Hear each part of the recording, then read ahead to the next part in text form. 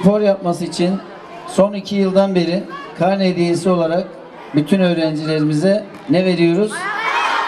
Spor ayakkabısı veriyoruz. Ayakkabılarımızı beğendiniz mi? Spor yapıyor muyuz? Çok güzel. Ayrıca şimdiye kadar yine gençlerimizin spor yapması için eşofman takımı, forma, futbol, voleybol, basketbol topları dağıttık. Spor tesisleri yaptık, spor köyü yaptık, Akkent'te biliyorsunuz. Yüzme havuzları, kapalı spor salonları, şimdi okçuluk sahası yaptık. Başarılı öğrencileri ödüllendiriyoruz.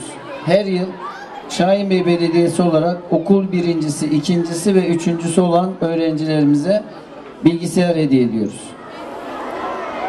Bu yılda yine bu uygulamamız devam edecek. Şimdiden derslerinize iyi çalışmanızı istiyoruz. Dereceye giren öğrencilerimize saatlerini hediye edeceğiz. Kız öğrencilerimizin saatleri burada, erkek öğrencileri burada. Az sonra takdim edeceğiz. Peki ben size soruyorum. İçinde yaşadığımız Gaziantep ve Şahinbey bizim hepimizin ortak evi değil mi? O zaman ne yapmamız lazım? Temiz tutmamız lazım. Ne yapacağız? Öncelikle yerlere çöp atmayacağız. Aman. Ne yapacağız Abdurrahman? Söyle bak. Arkadaşımızı uyaracağız, bir daha yere çöp atma diyeceğiz.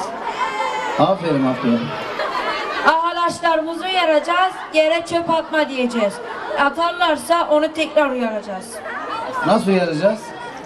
Arkadaşımız çevre kirleniyor, yere çöp atmayın diyeceğiz. Peki. Benim bir fikrim var. Ne dersiniz çocuklar?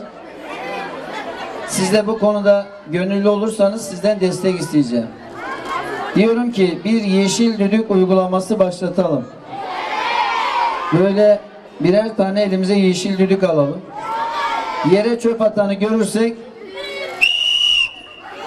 çalalım. Nasıl olur? Tamam, sana bir tane yeşil düdük verdim. Bundan sonra çöp atanı görürsen düdük çal. Abdurrahman sen de gel.